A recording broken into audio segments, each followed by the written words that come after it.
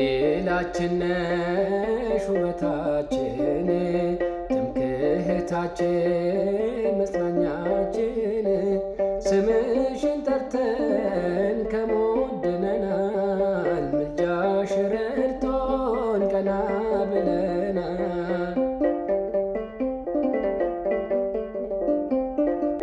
ውዳሴሽ በዛ በአፋችን ፍቅርሽ ታተመ በልባችን ማርያም ማርያም ነው አዲስ ምስጋና ለንጉሡ እናት ይገባልና።